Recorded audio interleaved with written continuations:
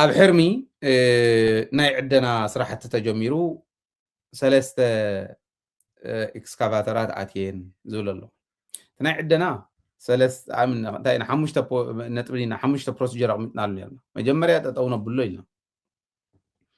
ድሕሪ ናብ ተሓታትነት ንኸይድ ድሕሪ ናብ ካሕሳ ንኸይድ ድሕሪ ናብ ውዳበ ንኸይድ ንወድብ ልክዕኹም ሳግላ ገይሮምዎ ዘለዉ ናብ ውዳበ ኸይድና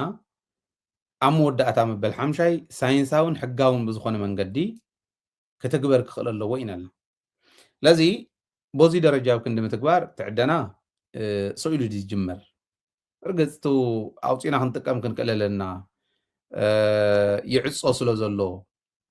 ሓንቲ ፅብቕቲ ፀኒሕና እኳ ክንገልፃ ኢና እንታይ ይብል ነይሩ ስሌማን ደዴፎ ነዳዲ እትውልና ዝብል ዘለው ተጋሩስ ነዳዲ ሃውና እሞ ክንወግኣኩም እዮም ዝብልና ዘለው እሞ ከይትውዎም ይብል ናይ ኢትዮጵያ ኣምባሳደራት ኮኑ ካቢኔ ናይ ሚኒስትራት ካቢኔ ዝበሃሉ ኣነ ብድንቁርና ተሸሊሞም ዝኣተው እዩ ዝመስለኒ ነዳዲ ትግራይ ብማይ ድያ ትሰርሕ ዘላ ነዳዲ እተወትልናን ኢትዮጵያ እምብለይ እንተይላ ግን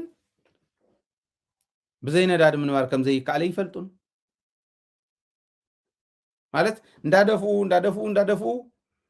ቅርሽን ተዓፅዮም ባጤራ ክቅየር ከም ዝኽእል ነዳድን ተዓፅዮም መንገዲ ክቅየር ከም ዝኽእል እዚስ ንምንታይ እዩ ዘይርድኦም ይገርመኒ ብሓይሎም ኣብ ውሽጦም መባዕሎም ከመሓድሩ ዘይከኣሉስ ንትግራይ መፅኦም ክንድኡ ስግኣትኩም ኮና ንኽእል ኢና ኢሎም ምሕሳቦም ዘይምውሳና ናይ መራሕትና ስንፍና እንተዘይኮይኑ ቅድሚ ሕዚ ክግበር ዝነበረ እዩ ሕጂ እውን እንተኾነ ገፅና ንቐይር ነዳዲ እውን ቦቲእቱ እትው ተባሂልና ኢና መንገዲ እኒሄኩም ተባሂልና ኢና ካሊእ መዳበርያን ካሊእን ዘድሊ እውን ብኡቱ ሕሰብሉ ብሕዚ እዩ ክሕሰበሉ ክኽእል ኣሎ ስሌማን ደዴፎ ከምኡ ክብል ከሎ እንታይ ተራእይኒ ትዕደና ክጅመር ክኽእል ኣሎ ግን ሕጋዊ ብዝኾነ ሳይንሳዊ ብዝኾነ ነዚ ክመርሕ ዝኽእል ግብሪ ሓይሊ ተቋቂሙ ክኸውን ክኽእል ኣሎ ስኢሉ ኣይኮነን ዕደና ዝዕደን ስኢልካ ኣይኮነን ዓዲ ትብክል ሕዚ እንታይ ተገይረ ብሕርሚ ኣብ ኩርቶ ዝበሃል ጣብያ ኣብ ሕርሚ ቀይሕ መሬት ኣብ ዝበሃል ከባቢ 3 ኤክስካቫተራት ኣትየን 3 ሰብ ሃፍቲ ኣትዮም ብኤክስካቫተር እናኳዓትካ ከምኡ ይኳዓትን ከዓ መይሱቱ ፍግረ መሬት እውን ንኸይተኽትሉ ብዙሕ ሳይንሳዊ ዝብሎ ዘሎ እዚታት ረኣይዎ እዚዩ ይጅምሩ እሞ ተህዝቢ መይስኩም ክትብክሉ ኢና ዲኹም መፂኹም ሲያናይድን ሜርኩርን ካሊእን ክትብክሉና መን ከወፅእ ከፅርዮ ኢሉ ሕቶ ይጅምር ሆ ይብል ጣብያ ብምሉእ ምስ ወፀ ብጥይትን ብዱላን ፖሊስ ከዓ ኢኹም ዝገብር እዚ ኣብዛና እዩ ኣብ ሕርሚ ኣብዛና ኢኹም ተገይሩ ዘሎ ወረዳ ይፈልጦ ድዩ ደስ ፖሊስ ምስ ሰብ ሃፍቲ ዝኸዱ ፖሊስ እዮም እዚሆነ ፃርዮ ኢና ክንድውለሎም ኢና ምስ ተስኡ ክንድውለሎም ኢና ከምኡ ይግበርን 3 ሰባት ተወቂዖም እዮም ስርሑ እቲ ወረዳ እዩ ክሕተተሉ ዘሎ እቲ ወረዳ ምምሕዳር እዩ ክሕተተሉ ዘሎ ከምዚ ዝበለ ብምሕዳር ክህሉ ከሎ እቲ ህዝቢ ኣብ ማዕዱ ዝርኢ ህዝቢ እንድሕር ኮይኑ ክንቅይሮ ኣለና እቲ ከም ዝበለ ንእለት ኣይኮነን ሆ ኢልካ ኣይኮነን ከምኡ ይቕየር ትመፅእ እንድያ መረፅ ሓቀይ ብካርዲ ተወግዶም ነዚኦም ከም ዝበሉ ተደልዮም ክቕይርዎም እዮም ቦታ እዮም ዝቕይርሎም ከምኡ ተለመደ ስለ ዝኾነ ንሱ ከዓ ደደቢት እያ ትከታተሎ ከምኡ እንተዘይንገብር ይሓይሽ ነውሪ እዩ ሓደ እቲ ሪሶርስና ነውፃዮ ፀገም የለን ግን ሳይንሳዊ ብዝኾነ መንገዲ እንተውፃናዮ እንታይ ፀገሙ ሕጋውያን ስለ ዘይኮኑ እቶም ዓደንቲ ኮይኑ ት ሽግር ሳይንሳዊ ከይገብርዎ ናብ ሳይንስ ክመፅእ እንድሕር ኮይኑ ሕጋዊ ክኾን ክኽእል ኣሎ ሕጋዊ እንተኮይኑ ግብሪ ክኸፍል ክኽእል ኣሎ እከለን ተጣሚሮም ዝገብርዎ እንተይኮነስ ንህዝቢ ትግራይ እውን ረብሓ ዝተርፈሉ መንገዲ ዝሰርሓሉ ቤት ትምህርቲ ዝሰርሓሉ ሕክምና ዝሰርሓሉ እቶት ክርከብ ክኽእል ኣሎ እዚኣ ንኸይትኾን ሌባ ወደ ሌባ ተመኻኺሩ ኣትዩ ዝሰርሖ ዘሎ ትኽክል ኣይኮነን ለዚ ኣነ ሕዚ ኣለስልስ ኣቢለ ክኸዳ እየ ፀኒሐ ቃለ መሕተት ክገብረሎም እዩ ነቶም ወረዳ ዝምልከቶም ኣካላት ዝፈልጥዎ እንተኮይኖም እውን ክግበረሉ ክእል ኣለዎ 3 ሰብ ወቂዕካ ንሽረ ሪፈር ተባሃሉ ኣለዉ ብጥይት ተወቅዑ እንታይ ማለት እዩ እዚ እምብለይ እንተይሊ ህዝቢ መጀመርያ عدنا أو زعدون نقولون إحنا أنا ون بتامو يا يسلز الله هو أب عدنا ما سلست عند الله سلست عند الله حزبي تقدمي عندي حزبنا يتخبل حزبنا يتعدي قم دال الناس في حزخد حزبي تقدمي عندي منغستي تخلع عندي سالسة عندي تينفستري سلستي يوم زيوم تنابيبهم زسرحوا وي عدنا سيلقى خير كاس سيانا يدفسيس كاحت كده يتغلل حقاو نقورو ساينساو بزخونه منقدنا عدن مالت ريسورسنا نوصل نتقم عدنا نساقر جن حقاون ساينساون بزخونه منقد تايقر قبار بتي توقعو بدولا توقعو ألني يسألي حزيريون أنا خالي خنا ددا يدل أنا نوع علي تناد دلخو قرو زحلي لسانيحه كقروه وقعهم من بقى عاوزي بدولا ملتري طبي لهم رؤسهم سواويرهم بدولا بدون والله يكونن بدولا رؤسهم صور ومني يجايزي እዙይ ግለሰባት እዮም ገብርዎ ዝኽእሉ ስለዚ እዙይ ንኽእረም ክስተኻኸል ምእንታን ነቶም ዝምልከቶም ክንሓቶም ኢና መንግስቲ ትግራይ እውን ብደንብ ክሪኦ ክኽእል ኣለዎ ይተዓደን ኣነ ይተዓደን ኣይብል ክዕደን ኣለዎ ተወርቂ ክወፅእ ክኽእል ኣለዎ ግን መጀመርያ ተሓታትነት ምስ ተረጋገፀ ጠጠው ኣቢልካ ተሓታትነት ተረጋጊፅካ ካሳ ሒስካ ነቶም ጤሎሙን በጊዖሙን ካልኦሙን ዝቆተልኩምሎም ካሳ ሒስካ ድሕሪኡ ውዳበ ትውድብ ሳግላ ተወዲቦም ደስ ኢልና ደስ ኢልኒ ኩሉ ትግራዋይ እውን ከኣት ኣለዎ ናይ ተጋሩ ካምፓኒ ናይ ማይኒንግ ካምፓኒ ኮይኑ ኩሉ ትግራዋይ ኣትይዎ ካብኡ ዝወፅእ ካብ ትግራይ ዝወፅእ መዓድን ብትግራዋይ ወፅዩ ብትግራዋይ ተሸይጡ ፕሮሰስ ተገይሩ ተሸይጡ ንትግራይ ጥቕሚ ክውዕል እንድሕር ክኢሉ እዙይ ትግራዋይነት ኢለ ዝሓስዋ ሲና ክንገብር ዘለና ተዓቢ ነገር ንሱ እዩ ናብኡ ንእቶ ሳይንሳዊ ሕጋዊ ብዝኾነ መንገድን ዓድኖ ካብዚ ወፃ ዘሎ ከዓ ተሓታትነት ነስፍን ትሙ ምስባር መውቃዕ ብጥይት ምትኳስ እንታይ የምፅኦ ኣብዚ ሕማቕ እዋን እዚኣ ኮይና እስከምኡ ክንገብር ስስዑ ኣሎ እንድዩ ትኽክል እንድዩ ከም ሰዓት ሰብ ኣዲሞም እውን መፅዮሞም ክኾኑ ይኽእሉ እዮም ግን ጥይት ተኩስካ ወቂዕካ ኣይኮነን ብጋንኡ ከኣቱ ከለዉ እቶም ካምፓኒታት ምስቲ ማሕበረሰብ ኣረዳዲእካ እዩ ዝኣቱ ማሕበረሰብን ህዝብን ተረዳዲኡ መንግስቲ ከዓ ንክልቲኦም ጋይድ እንዳገበረ መንግስቲ እውን ግብሪ ይረክብ ማሕበረሰብ እውን ስራሕ ዕድልን መሰረታዊ ልምዓት ዝበሃል ኣብቲ ከባቢ መሰረተ ልምዓት ይስራሓሉ ስራሕ ዕድል እውን ይረክብ ከይብከል ከዓ ሳይንሳዊ ብዝኾነ መንገዲ ጌርና ንኸዶ ያ ምግባር ንምንታይ ተኣብየኩም እዚ ክንሰርሖ ክንክእል ኣለና ዝብል እምነት እዩ ዘለኒ ኤኒዌይ ብሰፊሑ ስለ ንመፅኦ ክንድውል ኣሎም ኢና እቶም ወረዳ ንምንታይ ከምዚ ጌርኩም ክንብል ኢና ኣብ ቅድሚ ህዝቢ ክንሓቶም ኢና ኣብ ቅድሚ ህዝቢ ክምልሱ እዮም ሚድኦም እዩ መራሕቲ ዓዲ እዮም ስለዚ ህዝቢ ከምዚ ክበፅሖ ስለ ዘይብሉ ትመዓድና እውን ስኢልና ብሃበ ተረኽበ ከምዚ ዓይነትና ጠፋፍአ ክኸይድ ስለ ዘይብሉ መሬትና እውን ናፍግረ መሬት ክቃልዕ ስለ ዘይብሉ ብልቢ ኩልና ተናይብና ክንሰርሖ ዘለና ክንሰርሕ ምእንታን ክንሓቶም ኢና እስካዕ ንሓቶም ተን ቪድዮታት የርእየኩምን ኣፍታ ዝሓተሎም ግዜ ግን ተን ቪድዮታት እውን ከርእየኩም እየ እዚ ኢለ ክፍለየኩም ደደቢት እናሓገዝኩም ዝለቕቡ ኣነ ኩሉ ግዜ ሓትት ኣለኹ ኣባላትና ኩኑ ሪኢኹም ሓደ ማሕበረሰብና ዘይፈለጦ ኢለ ዝሓስቦ ዩቱብን ቴሌቭዥንን ማዕረ ኣይኮነን ኣብዚ ዩቱብ መፂኹም ትሕግዙና ሱፐር ስቲከር ትገዝኡ ሱፐር ታንክስ ትቡና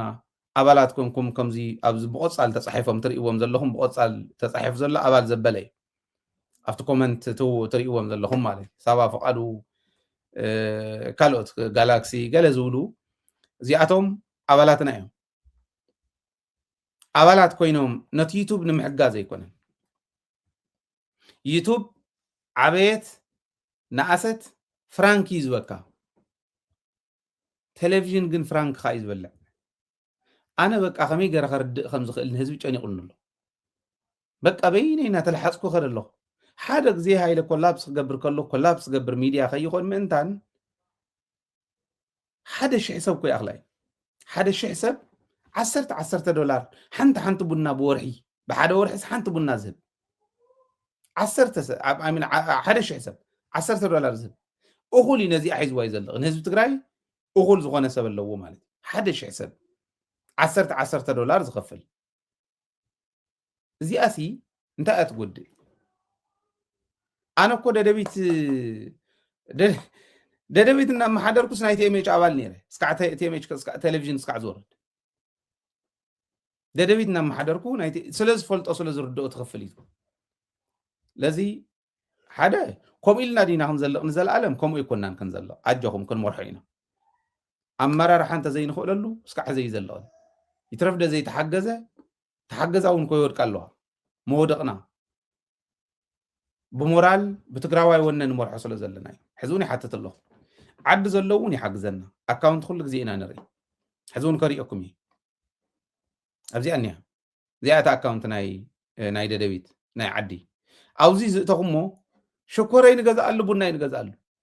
ነታ ስቱድዮ ኣብ ዓዲ ዘላ ስቱድዮ ኢና ንሕግዛ ነደላድላ እዚኣ ናይ ኣውስትራልያ ባንክና እያ ኣውስትራልያ እኳ ግደፍዎ ኣውስትራልያ ብዙሕ ሰብ እውን የብልናን ተወሰኑ እዮም 2-3 ተኣምራት እዩ እንደውም ናይ ወፃኢ እንተኮይና ኣባላትናስ ኣሜሪካ ዘለው እዮም የቕንዮም ኣውሮፓ እውን ተወሰነ ከም በዓል ሳባ ፍቃዱ ኣይ ቲንክ ከምኡ ዝበሉ ኣባላት ኣለውና ኣብ ዓዲ እቲ ታሕቲ ዘሎ ማሕበረሰብ 200 ክእቱ ይርኦ እየ እቲ በዓል ሃፍቲ የለን በዓል ሃፍቲ ንዓብላዕ እንተልካዮ እዩ ዓይነ የብለይ ስነ የብለይ ዝመፅእ ሚድያ እንተዘየቋቂምና ወደቕቲ ኢና ሃይለ ጥራሕ ዝሰርሓሉ ዘሎ ሚድያ ከይመስለኩም ንሕና ሕዚ 17 ስታፍ ኣለና ግን እዚ ጥራሕ ኣይኮነን 170 200 300 እንዳበለ ስታፍ ሙሉእ ትግራይ ከቨር ዝገብር ክኮነልና ኣለዎ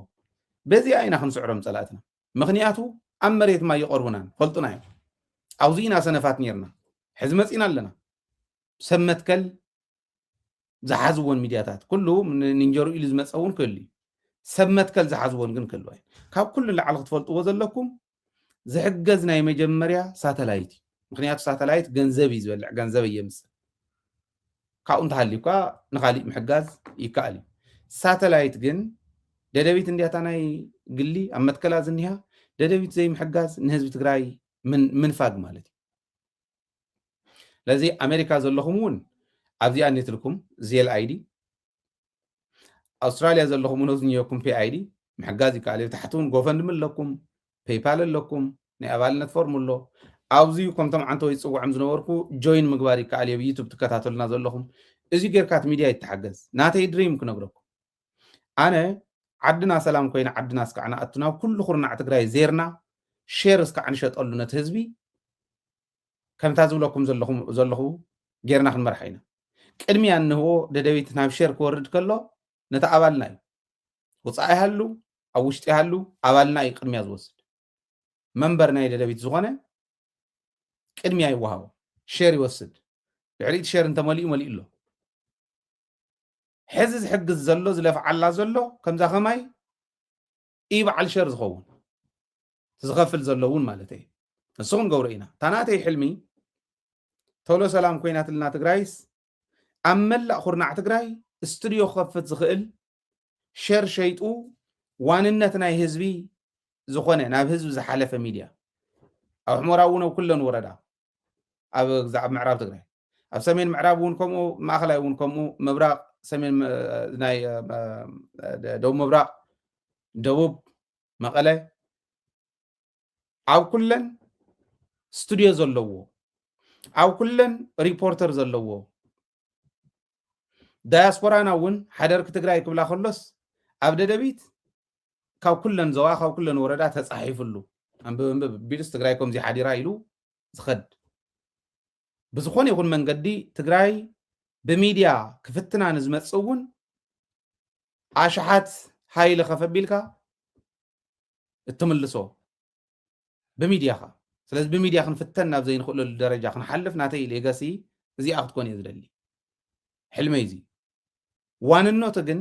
እዚ ተሸኪመ ዝነብር ሃይለ ካሊእ ሳላ ህዝቢ ትግራይ ኣብዚኣ ኢንቨስት ገይርለይ ህዝቢ ትግራይ ብጥዕና እስካዕ ዝሃለኹ እኹለ እዩ ንዓይ እዚኣ ናይ ህዝቢ ትግራይ ዋንነታስ ናብ ሕድሕድ ገዛ ናይ ትግራይ ክትኣቱ እየ ዝደልያ ክትኣቱ ከዓ እዚኣ ንክትኮነልና ናብኣ ንክነሳግር ግን ሓደ ግዜ ሰብ ይስልችዎ እዩ ኩሉ ግዜ እናውፀ 10,000 እናገበረ በብወርሑ ኸድ ከሎ ሕሰብዎ ብገዛኹም እንተትኾን እንታይ ምበልኩ ሓደ ግዜ ይሓፍር ይሓንኽ ይሓዝን እውን ተዋሂብዎም ክብሉ ከለዉ ኣብ ዝኾነ ይኹን እዋን ዝኾነ ይኹን በዓል ሞያ ሒዙ ዝመፅእ ሰብ እንተሃልዩ ኣነ ናይ ደደቢት ኦዲት ክግበር ኣብ ዝኾነ ይኹን እዋን ድልው እየ ካብ ናይ ሃይለ ኣካውንት ናይ ደሞዝ ኣካውንት ናብ ናይ ደደቢት ኣካውንት ዝኸይድ ገንዘብ ክትረኽቡ ጥራሕ እንተኾንኩም እምበር ካልእ ይትረኽቡን እዮም ክእምን የበል ዝብል ዘሎ ክትኣምኑን እዩ ተሓቂ ክትፈልጥዎ ኣይ ክርኢ ደሊ እየ ዝብል እሞ ርየ ግን ፈንድሬይ ዝገብር እንደደቢት ይደሊ እየ ዝብል እንዳሃልዩ ሎማ ዓንቱ እውን ይምፃእ ኦዲት ገበርዎ ንሕና ሓደ ሰብ ከምቱ ዝእውይዎቶም ሰብ ኣጀንዳ ደደቢት ከውርድዋ ክሓስቡ ከለዉ ህዝቢ ትግራይ ድምፂ ከይህልዎ ክደልዩ ከለዉ ዕላማና ክሰውርዎ ክሓስቡ ከለዉ ከም ዘብርይዎ ድዮ ይኮነን ንዝብል ኣይትከራኸሩ ሕልናኹም ኣይተበላሽው ንዑ ኦዲት ገበርዋ እንደደቢት ግን ሓግዝዋ እዚ እየ ዝብል ሳላ ህዝብና ትማሊ እያ ተመስሪታ እዛ ቻናል እዚኣ እኳ ዩቱብ ትከታተሉና ዘለኹ ሰርተ ሓደ ጥፊኦምስ ዓመት እውን ዘይገበረት ቻናል እያ ስራሕ ሙሉእ ስራሕ ካብ ትጅምር ኣበይ በፂሓላ ግን ረኣይዋ ነተን ን10 ዓመት ዳርጋ ዝፀንሓ ሓሊፋተን ከይዳ ንምንታይ ህዝቢ ስለ ዝኣመና እዩ ሃይለ ስለ ዝኾነ ይኮነን ዕላማ ናይቲ ህዝቢ ተሸኪማ እትኸድ ሚድያ ስለ ዝኾነት እያ እሞ እናመሓየሽና እየ ክንከድ እናደላደልና እያ ክንከድ ሚድያና ሓግዙ ሓደ 1,000 ሰብ 10 ዶላር ዝኸፍሉ 1,000 ሰብ እንተሃልዮም ንኣኹላት እዮም ካሊእ እውን ኣይንልምን ንሕና የፅንሓ እዩ እስካዕ እቲ ናብ ሸር ንወስዳ ሸር እንድሕር ሸጥና እቲ ህዝቢ ባዕሉ በብኸባቢኡ ስቱድዮ ክሰርሓላ እዩ ድሕሪኡ ናብ ህዝቢ ሕሊፍና ንሕና እውን ሓላፍነትና ኣራጊፍና ኢና ንኸይድ ናፅነትና ንእውድ ሽዑ ማለት ኢና ተሸኽሚ ከይመስለኩም ዝርድኦ ክርድኦ እዩ ዘይርድኦ ከዓ ፅባሕ ንጎም ዝተረድኦ ክናሳሕ እዩ ንሕዚ ግን እንታ ትከኣለና ንገብር ኣለና ኢለ እየ ዝኣምን እስካዕ ዝኾን ግን ከም ህዝብና ዕጡቃት ኢና ንሕና እውን ዕጡቃት ኢና ክብል ከለኹ ወኒ ቃልሲ ህዝቢ ትግራይ ዝተዓጠቕና ስለ ዝኾንና ፍፁም ድሕሪት ከይምለስ ክንሰርሕ ኢና ሓቦ ወነ ዝሰነቐ ህዝቢ ክህልወና ንኩሉ ዝተረድአ ህዝቢ ክህልወና ደደቢት ክትሰርሕ እያ ምንም ጥርጥር የብሉን በብዘለኹም ሰላም ይኹነልኩም ሰላምን ዓወትን ምስ ጅግና ህዝብና ክኾን ትምኒትና እዩ ትግራይ ትዕወ